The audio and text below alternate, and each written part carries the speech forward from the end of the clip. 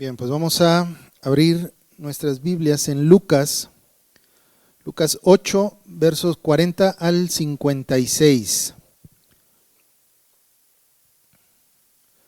Lucas 8, versos 40 al 56.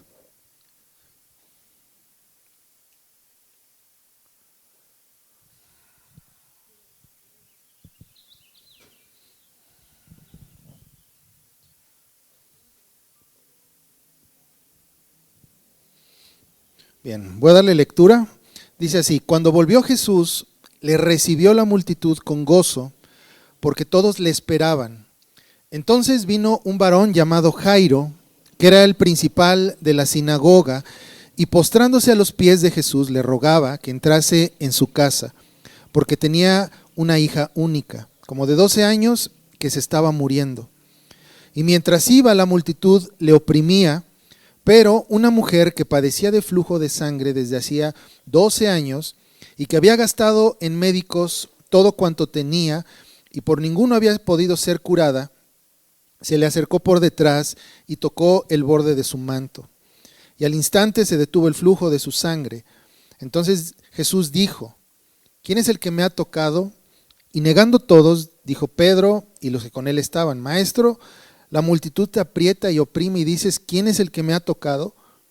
Pero Jesús dijo: alguien me ha tocado porque yo he conocido que ha salido poder de mí. Entonces, cuando la mujer vio que no había quedado oculta, vino temblando y postrándose a sus pies, le declaró delante de todo el pueblo por qué causa le había tocado y cómo al instante había sido sanada. Y él le dijo: hija, tu fe te ha salvado, ve en paz. Estaba hablando aún cuando vino uno de la casa del principal de la sinagoga a decirle: tu hija ha muerto, no molestes más al maestro. Oyéndolo Jesús le respondió: no temas, cree solamente y serás salva. Entrando en la casa, no dejó entrar a nadie consigo, sino a Pedro, a Jacobo, a Juan y al padre y a la madre de la niña. Y lloraban todos y hacían lamentación por ella. Pero él dijo: no lloréis, no está muerta, sino que duerme. Y se burlaban de él, sabiendo que estaba muerta. Mas él, tomándola de la mano, clamó diciendo: muchacha, levántate. Entonces su espíritu volvió e inmediatamente se levantó, y él mandó que se le diese de comer. Y sus padres estaban atónitos, pero Jesús les mandó que a nadie dijesen lo que había sucedido. Bien, vamos a orar. Padre, te damos gracias por tu palabra y porque sabemos que en ella hay vida y que podemos encontrar también la guía para nuestro caminar, para nuestras vidas, para entender nuestro entorno, Señor, la realidad misma, Señor. Y ayúdanos, Padre, en esta hora a poder guardar y atesorar estas palabras que tú nos das y podamos vivir en términos de esta fe. En el nombre de Jesús, tu Hijo, oramos. Amén. Bien, pues ya con esta porción, estos últimos versículos, pues ya se termina este capítulo de Lucas, que bueno, teníamos ya, o llevamos, no sé, yo creo que un mes, más de un mes, estudiando este capítulo 8, y sería bueno, para poder entender qué es lo que pasa, qué es lo que está pasando, recordar un poco de lo que se vio las semanas anteriores. ¿Recuerdas que Jesús manda a sus discípulos a cruzar el mar de Galilea? ¿Sí? Él les manda, y en este trayecto, durante este trayecto, la tempestad azota la barca, y lo que hizo esta tempestad realmente fue sacar lo que había en el corazón de los discípulos, que era temor, y mencionábamos en ese tiempo que era una fe titubeante, ¿verdad? Una fe que no estaba firme, porque pues creían, pero cuando vinieron los vientos, cuando vino la tempestad, pues empezaron a dudar, ¿sí? Empezaron a dudar de qué es lo que pasaría con ellos. Pero también vemos cómo en ese pasaje Jesús tiene autoridad sobre la naturaleza misma, sobre los vientos, sobre el mar, y sus discípulos fueron testigos de que la autoridad de Jesús no eran solamente palabras. La autoridad de Jesús no era solamente pues una enseñanza pues bonita que traía paz a las personas, sino que la autoridad era genuina y que él tenía gobierno sobre la creación. Justo después de este trayecto, ellos llegan a la tierra de los Gadarenos, que estaba al otro lado del mar de Galilea. Esta tierra de los Gadarenos era una tierra que no conocía mucho de Jesús. Entonces, lo primero que sucede ahí cuando Jesús desembarca con sus discípulos es que se encuentran con un endemoniado. ¿Sí? Ese endemoniado había sido presa de una multitud de demonios, dice el pasaje, los cuales lo tenían en un estado antihumano. ¿Recuerdas que les mencionaba del anti-Adán? Un hombre sin propósito, un hombre viviendo fuera de la comunidad, un hombre que no era productivo y que no solamente eso, sino que vivía entre los muertos. Él vivía y habitaba entre los sepulcros. Pero Jesús le libera y demuestra una vez más que no solamente es un mensaje bonito, sino que él literalmente tiene autoridad.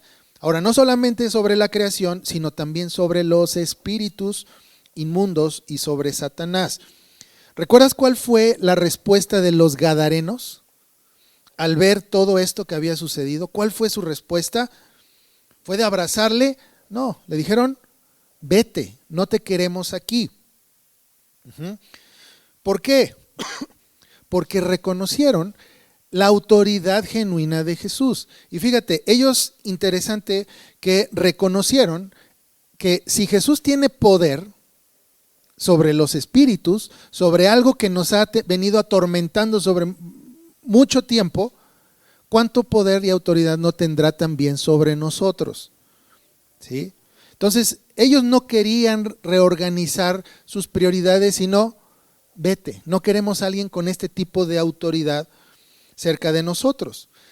Entonces Jesús y sus discípulos toman la barca y regresan. Entonces, aquí es donde comienza nuestro pasaje, ¿sí? Lo que hacen es que toman la barca y regresan otra vez a la zona de Capernaum. Van de regreso, ¿sí? Y fíjate, ahí empieza el pasaje. Lucas 8:40 dice, cuando volvió Jesús, le recibió una multitud con gozo porque todos le esperaban. Fíjate, entonces en la región de los Gadarenos los corren, no los querían, los corren, pero la diferencia es que ahora aquí, ¿qué hacen? Los reciben. Una gran multitud recibe con gozo a Jesús y a sus discípulos. Ahora esta multitud sí conocía de las obras de Jesús, ya estaban familiarizados con lo que Jesús había hecho, con el curar a los enfermos, entonces le esperaban ya con ansias. Ahora, esta multitud se menciona en todos los evangelios. Recuerda, siempre se habla de que hay una multitud detrás de Jesús, hay una multitud que está siguiéndole, que le aprietan, ¿sí? Entonces, esta multitud no estaba conformada en su totalidad de personas que creyeran totalmente en él. Un gran porcentaje de estas personas o de esta multitud eran personas que posiblemente necesitaban un milagro. Estaban enfermos, estaban en necesidad, ¿sí? Y necesitaban un milagro, algo que Jesús les pudiera dar. Otro porcentaje, tal vez no tan grande, eran pues los curiosos, ¿no? Los chismosos que andan ahí cerca a ver qué va a hacer. He escuchado que Jesús hace milagros, que hace maravillas, entonces me acerco para ver qué va a haber, ¿no? Qué nuevo va a decir o a sacar, ¿no? Y un porcentaje posiblemente mínimo es de aquellos que estaban creyendo, que estaban entendiendo lo que Jesús quería decir y que tal vez tenían algunas dudas de si este era el Mesías, era aquel al que esperaban. Ahora, un fenómeno interesante aquí es que los gadarenos, los que estaban del otro lado del mar de Galilea, lo rechazan por las implicaciones del poder de Jesús. Como les dije, si este hombre tiene poder sobre los demonios, ¿cuánto poder no va a tener sobre nosotros? ¿Sí? Seguramente él va a venir y va a querer reorganizar nuestras prioridades, va a ponerse por encima de nosotros y no queremos esto. Por otro lado, del otro lado del mar, tienen a los que reciben a Jesús con gozo, pero lo quieren, ¿sí? Por lo que reciben de él, ¿sí? Entonces, estos son dos lados de la misma moneda. La moneda se llama humanismo. Unos le rechazan porque quieren, diría el Salmo 2, quieren romper sus cuerdas de él, quieren decir, no quiero tener nada que ver con Dios, no quiero tener nada que ver con Jesús, aléjate, no quiero que tu ley, no quiero que tus mandamientos rijan mi vida, yo soy autónomo, así que vete. Y el otro lado de la moneda son aquellos que dicen, yo voy a Jesús, yo me acerco, yo voy a la iglesia porque necesito algo, porque quiero obtener algo para mí.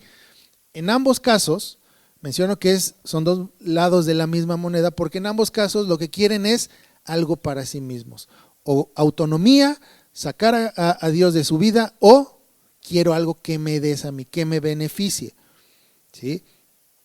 Entonces, este era el ambiente en el que se movía nuestro Señor. Ahora, nos dice Lucas en verso 41 y 42 que ellos se encontraron con un hombre llamado Jairo.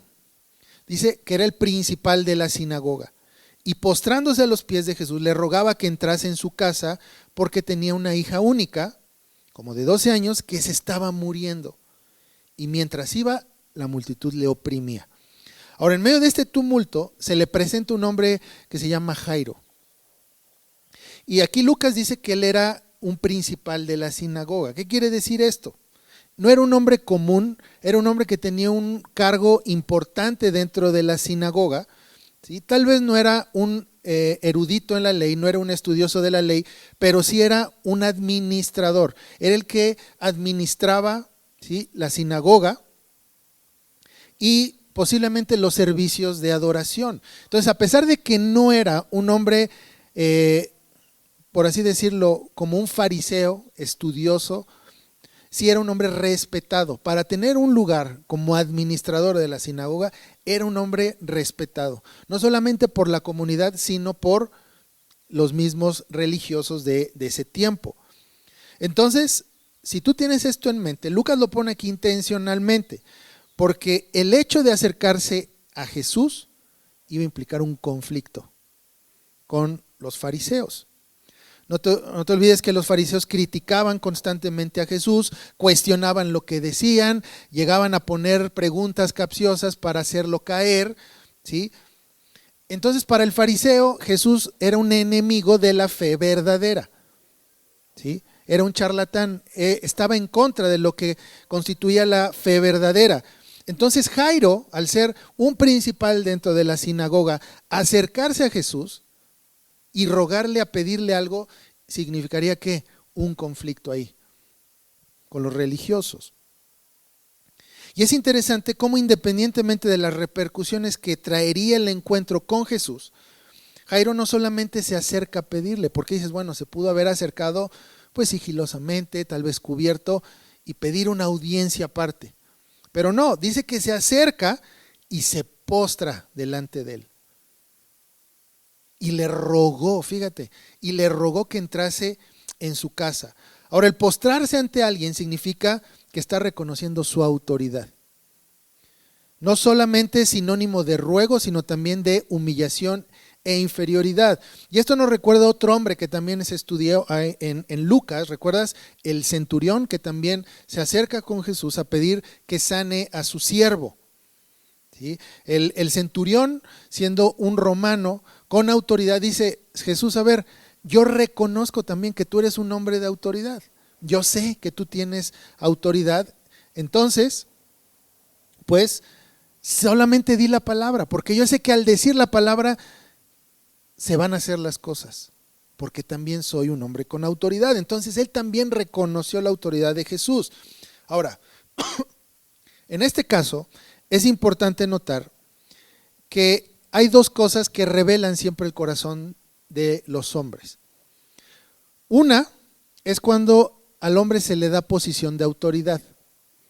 Cuando al hombre le das posición de autoridad, ahí revela mucho de lo que hay en su corazón. Si realmente su corazón está en servir o en servirse a sí mismo. ¿Recuerdas? Jesús en Mateo 20, él dice que los que los gobernantes de las naciones se enseñorean sobre ellas, o sea, dominan sobre las naciones, pero con ustedes no debe de ser así. Él dice, el que quiera ser el primero tiene que ser el servidor. Entonces, dentro de la economía del reino, el que es gobernante, el que es líder, por así decirlo, es aquel que sirve. No es aquel que manda más, sino es el que se pone en una posición de siervo. Ese es el que sirve en la economía del reino. Entonces, cuando a alguien le das poder, le das autoridad, va a revelar naturalmente lo que hay en su corazón. Ahí es donde vienen los malos tratos, ahí es donde viene el autoritarismo, es donde viene un liderazgo, digamos, tiránico, ¿verdad? Es lo que había en el corazón. Y la segunda cosa que revela lo que hay en el corazón del hombre es cuando el hombre se encuentra en un conflicto, ¿sí? Y cuando hablo de conflicto, ¿sí? Me refiero en su sentido más amplio, no solamente cuando tienes un problema con una persona, que sí, efectivamente ahí sale lo que hay en el corazón, pero un conflicto me refiero cuando entra el hombre en una situación difícil o complicada.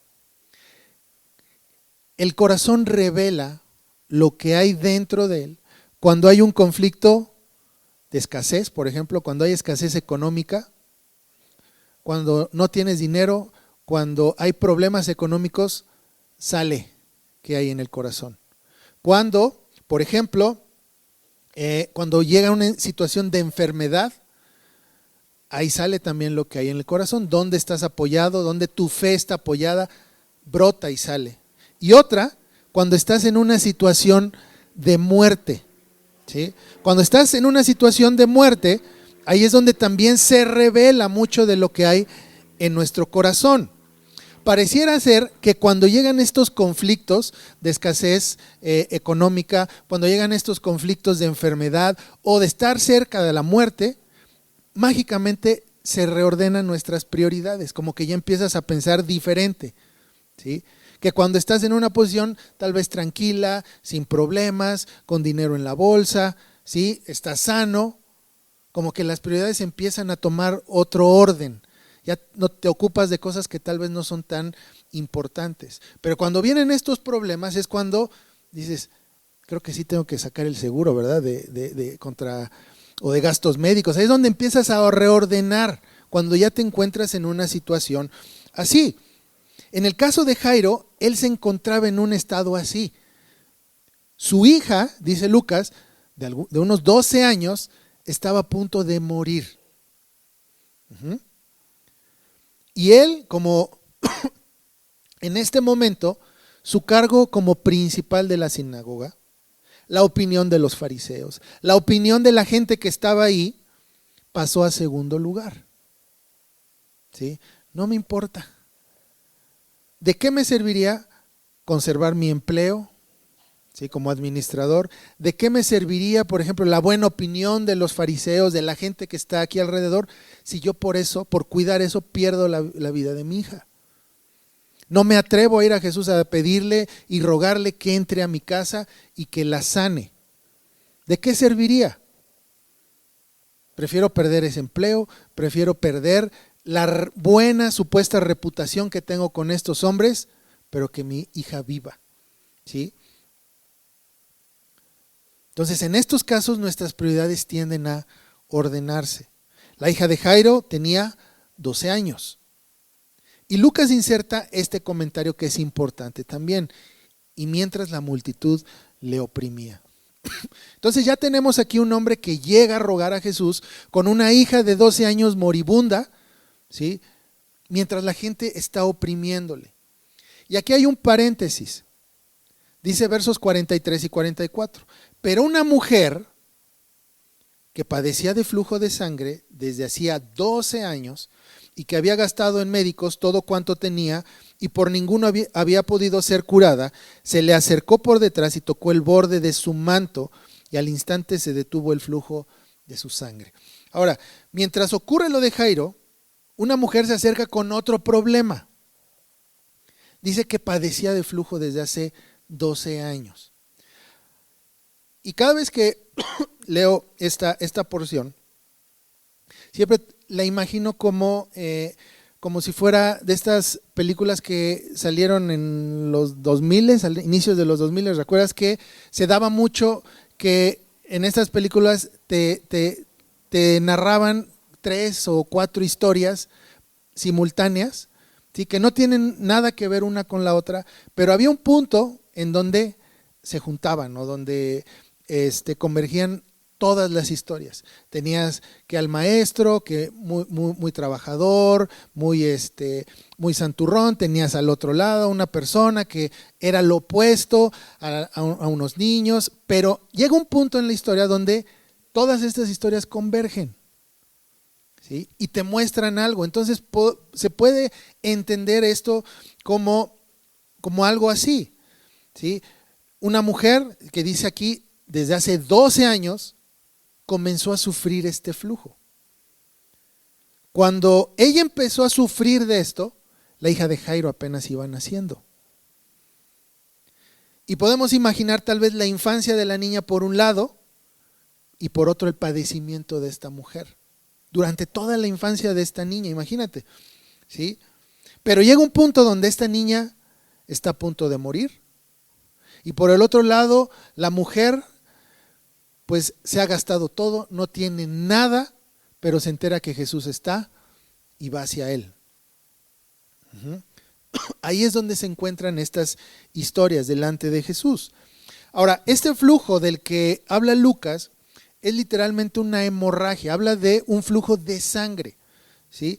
Algunos estudiosos y comentaristas mencionan, aunque no nos dice qué tipo de enfermedad tenía, por lo que nos narra Lucas es que dice puede ser a causa de algunos quistes, ¿sí?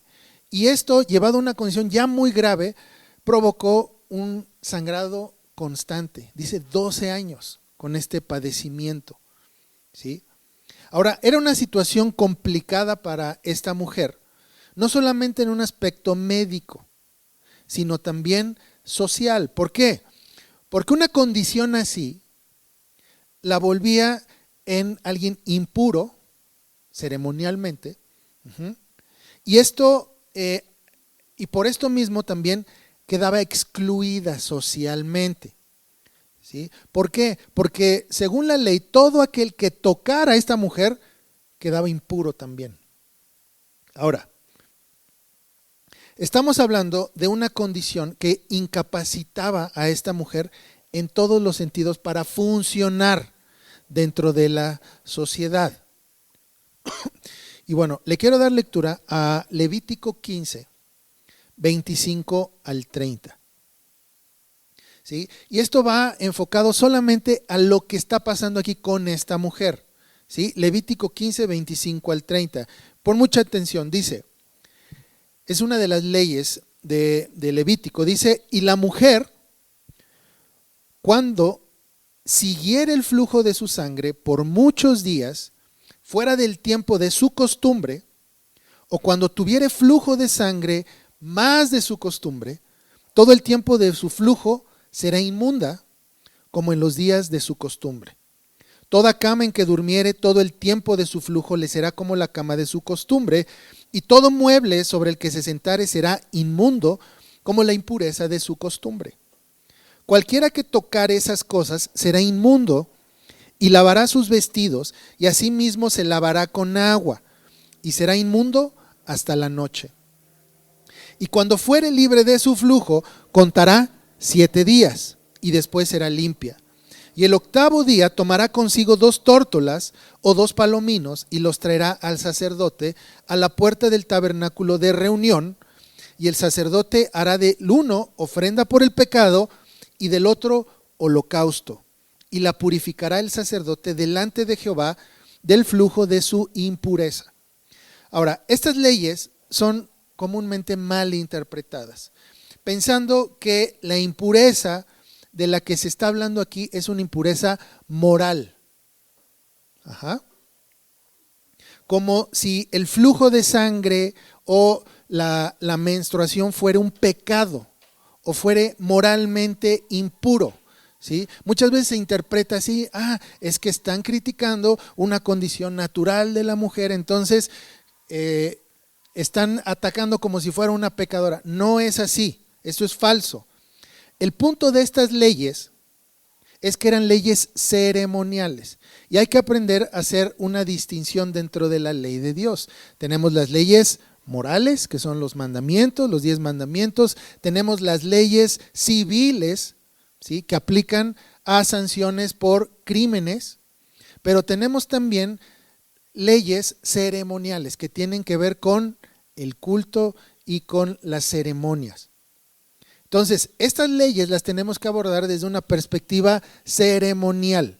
Y ese es el problema, el por qué son mal interpretadas, porque nos vamos luego a una cuestión moral de que, bueno, es que la Biblia tacha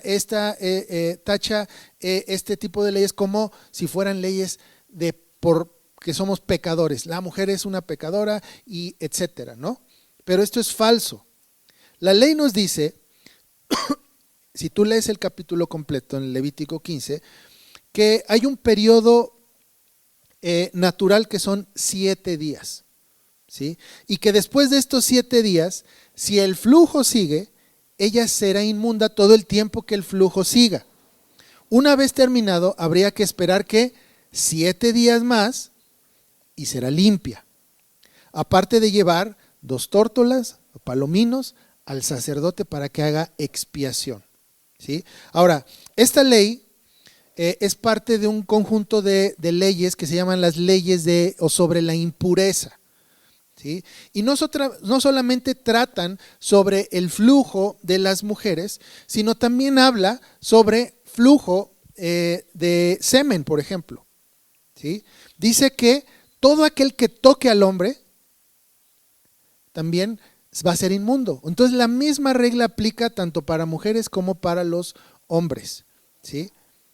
Sobre la lepra también hay ciertas leyes que dice, bueno, el leproso no puede tocar a nadie, nadie puede acercarse al leproso, ¿sí? Entonces son leyes que no solamente son tocantes a la mujer, sino son tocantes a todo, ¿sí?, que se encuentra en una situación impura. Fíjate, para poder entender un poquito sobre estas leyes, Levítico 17:11 declara, porque la vida de la carne en la sangre está.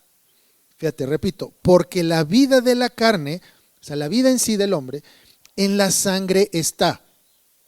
Entonces, bajo esta premisa, la impureza del flujo de sangre no tiene que ver con la moralidad, ¿sí?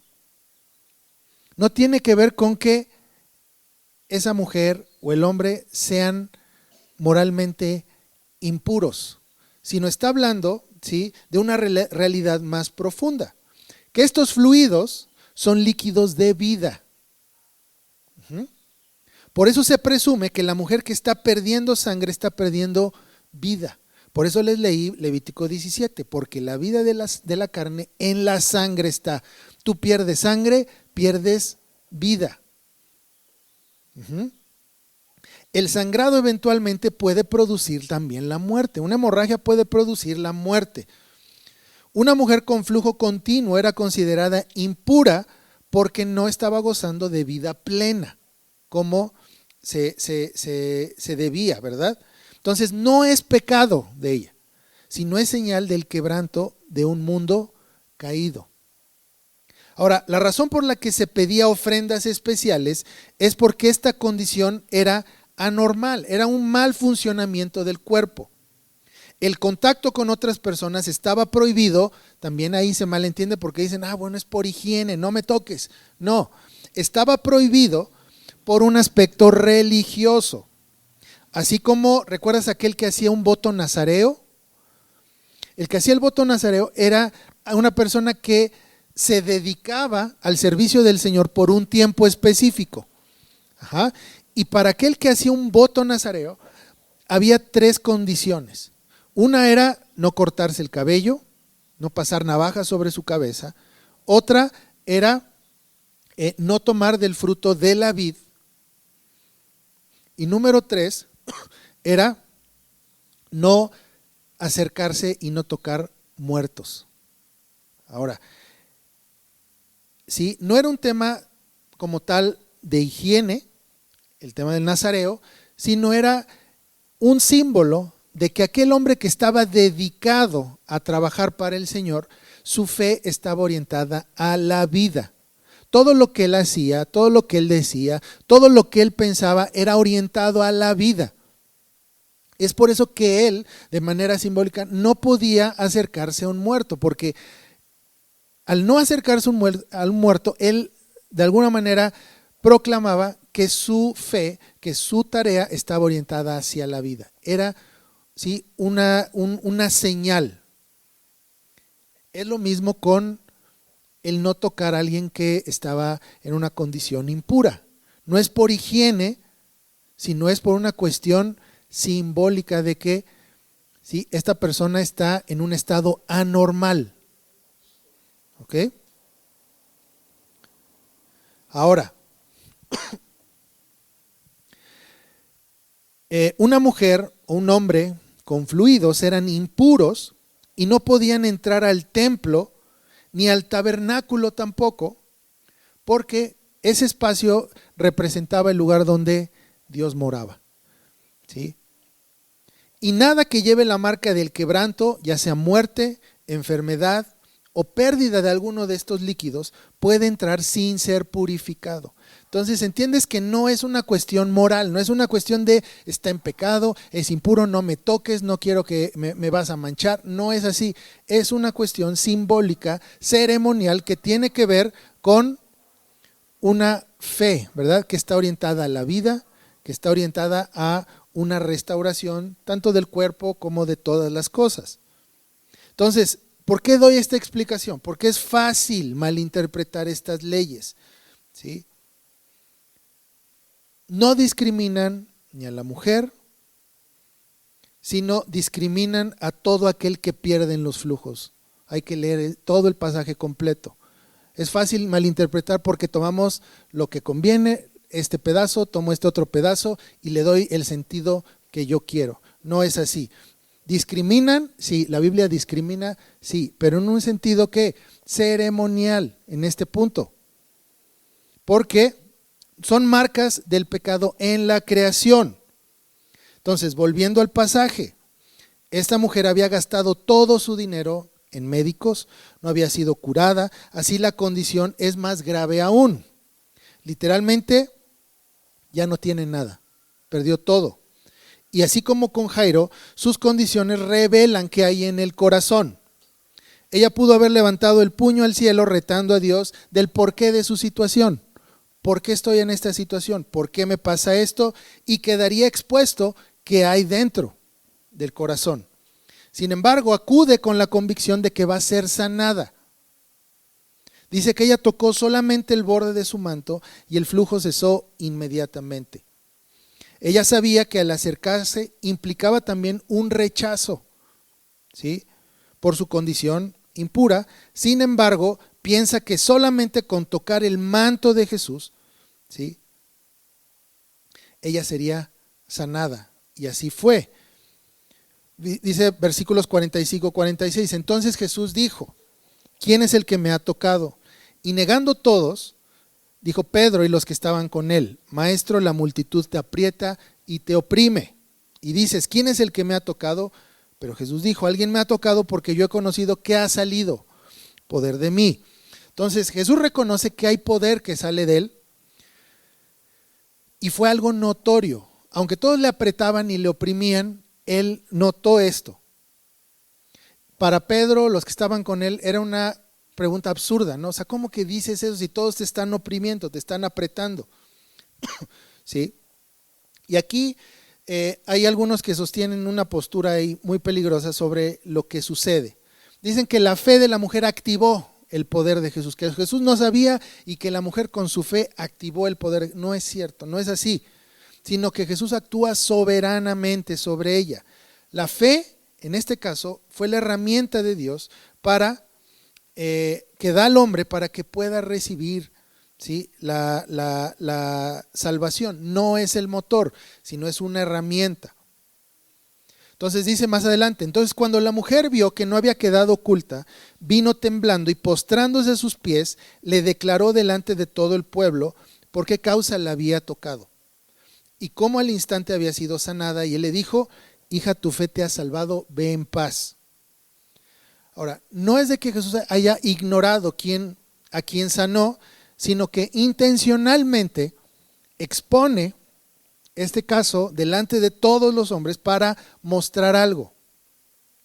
Dice Lucas que ella se postró ante él y le declaró el porqué. O sea, le declaró: llevo tantos años sufriendo de esto, ya gasté todo lo que tengo, no tengo nada más, ¿sí? Y solamente pensé que tocando el borde de tu manto sería sana, ¿sí? Ahora, imagínate cuál hubiera sido la condición de todos los que estaban ahí escuchando que esta mujer en esa condición pues estaba dentro de la multitud. Ceremonialmente habían dicho: pues ya todos estamos impuros, porque la tocamos, seguramente estuvo en contacto con todos nosotros, ¿sí? Pero Jesús no solamente sanó a esta mujer en este pasaje, sino también se declara públicamente como el Mesías. ¿A qué me refiero?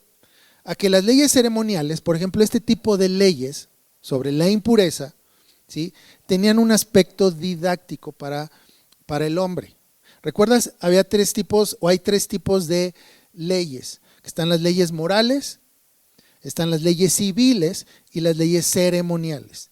Las leyes ceremoniales específicamente tenían un aspecto de ser guías para los hombres para mostrar una realidad futura que vendría a cumplirse en Cristo, aquel a quien esperaban. Entonces, todas las leyes del tabernáculo, todas esas regulaciones, por ejemplo, sobre la impureza, sobre las ofrendas, la expiación, todo este tipo de regulaciones eran leyes provisionales, ¿sí?, quedarían sin efecto una vez que fueran cumplidas en Cristo.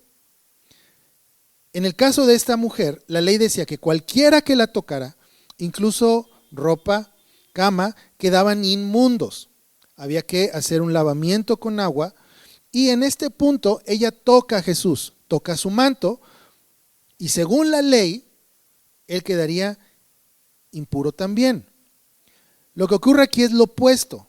Él no solamente no queda inmundo, sino que purifica y sana a la mujer. Es lo opuesto, ¿sí? Todo lo que tenía que hacer la mujer para poder ser purificada, ¿sí?, lo había hecho simplemente con el tocar al Señor. Entonces se revierte la condición de esta mujer, no solamente en un sentido médico, sino judicial. No solo quedaba libre de ese azote, sino que era reinsertada nuevamente a la comunidad como hija adoptada. Jesús la llama hija, ¿sí? Entonces, ¿cuál es la dimensión aquí de lo que está pasando? No solamente quedó sana, sino salva, dice también. ¿Recuerdas la semana pasada que te mencioné que la palabra salvación es sinónimo de salud? El que nosotros seamos salvos significa que somos sanos. O sea, estamos de alguna manera sanos de una condición que nos está matando, que es el pecado, ¿verdad? Ahora, esta salvación o esta salud tiene su expresión más grande cuando seamos o estemos en la presencia del Señor. Entonces, ahora, el que Jesús expusiera a esta mujer en este pasaje nos habla de que Él estaba declarándose como el Mesías, porque la ley que declaraba a la mujer como impura había quedado cumplida en Jesús, ¿sí? Él no quedó impuro por el toque de la mujer, sino que esa ley apuntaba a la necesidad de alguien que tenía que venir y limpiar totalmente y de una vez para siempre, ¿sí? Entonces, cuando tú lees estas leyes, por ejemplo, en Levítico 15, sobre la impureza, hay que verla desde esta perspectiva, o leerlas desde esta perspectiva, que son una guía que te va a llevar ¿a dónde? A la necesidad de un Salvador más adelante. No eran leyes que continuaran y continuaran, ¿sí?, vigentes en el sentido de que, bueno, tenemos que cumplir con estas leyes, sino que en el momento que hay un cambio, es que esa ley ya queda sin efecto. No es de que quede la ley abrogada, no es de que la ley quede ya deshecha, estas leyes ya no sirven, las hacemos bolita y las tiramos. No es así, sino que son cumplidas en Cristo.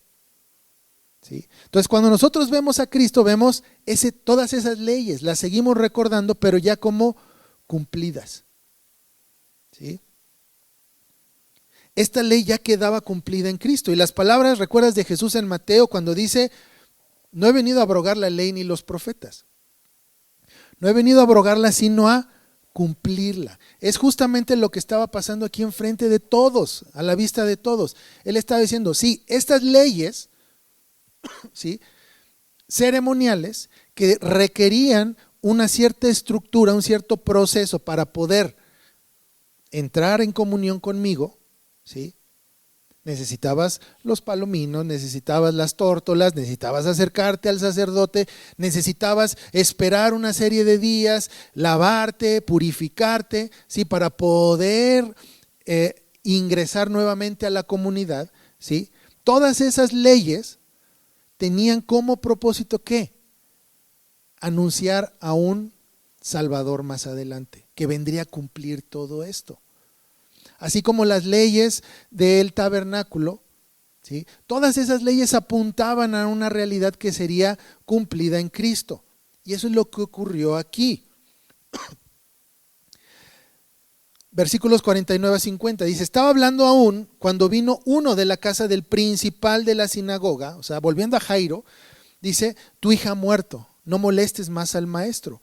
Oyéndolo Jesús le respondió: no temas, cree solamente y serás salva. Ahora, ¿qué es la fe? Según Hebreos 11, dice: es pues la fe, la certeza de lo que se espera y la convicción de lo que no se ve.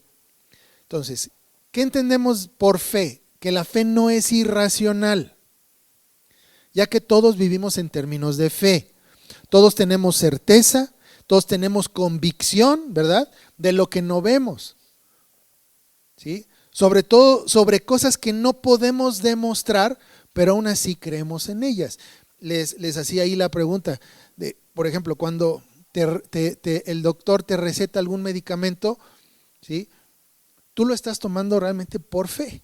No es porque tú hayas hecho una investigación y a ver si realmente la pastilla que me mandó tiene esto, tiene el otro, y realmente si esto que dice, estos elementos que tiene esta pastilla, realmente funcionan como deben de funcionar. No hacemos eso. O sea, antes de tomar una pastilla, no revisas cada aspecto de la misma para ver si es cierto o no, sino lo haces ¿por qué? Por fe, ¿sí? Lo tomas sin ni siquiera saber, porque tienes certeza de lo que va a ser. Esperas algo, tienes la convicción de lo que te está recetando es algo que te va a funcionar. Y así es con todo. Sería imposible la vida si quieres comprobar cada uno de los aspectos que haces sin comprobar. El hecho de que estés sentado ahí en una silla y que digas no se va a romper es un acto de fe también. ¿Sí? O sea, no estás consciente de lo que está sucediendo a nivel de átomos, ¿verdad? En la silla, como para decir, no creo que sí va a fallar. No, sino lo haces con una certeza. Entonces, ¿cuándo es cuando la fe se vuelve irracional? Cuando la fe se deposita en los hombres. ¿Por qué? Porque el hombre cambia, porque el hombre se moldea, porque el hombre cuando está de buenas da una opinión, cuando cambia de otra opinión. Entonces, poner la fe en los hombres es irracional. Pero la fe en Jesucristo no es irracional porque es consistente con la realidad en la que vivimos. Y menciono esto porque cuando nuestra fe se basa solamente en lo que vemos, en lo que oímos, la fe se deposita en nosotros mismos. ¿Sí? No es de que hayas perdido la fe, es de que estás depositando la fe en lo que ves, en lo que escuchas. En el caso de Jairo, la noticia de que su hija ya había muerto es un punto culminante para revelar cuál es su fe. Porque humanamente, ¿sí?, pues ya dejas de luchar, ya te dijeron, ya murió, ¿verdad? Ya dejas de luchar, pero Jesús le anima y le dice, no temas, cree solamente y serás salva. Ahora, posiblemente Jairo estaba ahí cuando esta mujer con flujo fue sanada, ¿sí? Pero les mencioné la semana pasada que las evidencias no son un fundamento fuerte. O sea, no podemos poner fe en las evidencias solamente, ¿sí?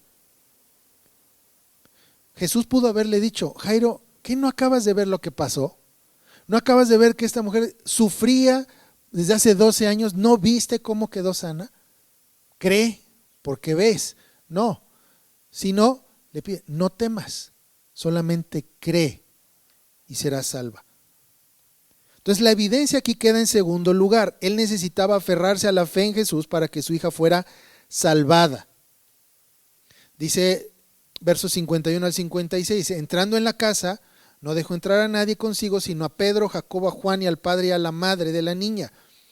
Y lloraban todos y hacían lamentación por ella. Pero él dijo, no lloréis, no está muerta, sino que duerme. Y se burlaban de él sabiendo que estaba muerta. Mas él, tomándola de la mano, clamó diciendo, muchacha, levántate. Entonces su espíritu volvió e inmediatamente se levantó y él mandó que se le diese de comer. Sus padres estaban atónitos, pero Jesús les mandó que a nadie dijesen lo que había sucedido. Ahora es importante notar que esta niña había muerto. Los que estaban ahí lamentando la muerte de esta niña, dice Lucas que también se burlaban de Jesús. Algunos mencionan que estas personas eran un tipo de personas que van a los funerales, o sea, eran contratadas para llorar a los difuntos. Pero no tenían fe en Jesús. ¿Por qué? Porque sus sentidos para ellos eran más confiables. Yo veo que está muerta y así es. Cualquiera que diga lo opuesto está loco. Pero Jesús toma la mano de la niña y clama diciendo, muchacha, levántate. Y aquí es importante, y su espíritu volvió. Algunos argumentan que la niña no estaba muerta por lo que dice. Es que él dice, no está muerta, sino duerme. Pero cuando nos dice el pasaje que el espíritu vuelve, ¿sí?, no está hablando de una persona que está en coma o que está en un sueño, sino que literalmente estaba muerta.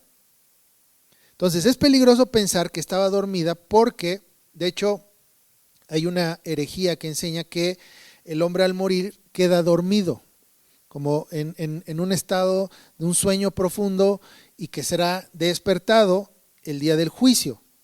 Pero lo que enseña la Biblia es que una vez muertos, ¿sí?, pasas a la presencia del Señor, ¿sí? Eso es lo que enseña la Escritura. No enseña que entras en un sueño profundo y que no sabes de nada hasta que despiertas. No, sino que literalmente mueres e inmediatamente pasas a la presencia del Señor. En este caso lo que sucedió aquí fue literalmente una resurrección. La niña se levantó a la voz del Señor y le pidió que se le diera de comer. ¿Por qué pide que no diga nada? Porque no era su tiempo. Entonces vemos que Jesús es Señor y que tiene autoridad sobre todo y todos. No hay nada que se le resista. Entonces vemos en este pasaje a Jesús como el Mesías, en quien se van a cumplir todas esas profecías, como también en quien se cumplen todas las leyes ceremoniales. Es por eso que ya nos espera un templo, ¿verdad?, donde va a haber sacrificios, porque ya no hay necesidad de eso. Eso ya fue cumplido. ¿Qué es lo que sí tenemos que observar? Las leyes morales y las leyes civiles. Leyes ceremoniales quedan cumplidas en Cristo, porque todas apuntaban ¿a qué? A la expiación de Cristo. Entonces, todo esto queda cumplido y entendemos también que Él tiene autoridad sobre la vida y la muerte. Entonces, estos pasajes, en este capítulo nos muestran esto sobre la soberanía y la autoridad de Cristo sobre todo. Lo que vimos, por ejemplo, la semana pasada con el tema de la resurrección, que tiene que ver que a Él se le ha dado poder sobre todo, se le ha dado autoridad sobre todo lo que hay. Entonces no hay nada que se escape de su gobierno. Entonces vamos a orar. Señor, te damos gracias por tu palabra y gracias porque pues podemos encontrar en ella vida y confianza y podemos aprender acerca de tu carácter y de lo que tú haces y también certeza de lo que viene, que no podemos estar temerosos, sino que sabemos que tú estás vas con nosotros, que vas delante de nosotros también. Y Padre, queremos pedir también que nos dé certeza de vivir en términos de esta fe que has depositado en nosotros para que podamos honrarte y glorificarte en nuestros días, Señor. Te damos gracias y lo pedimos en el nombre de tu Hijo amado. Amén.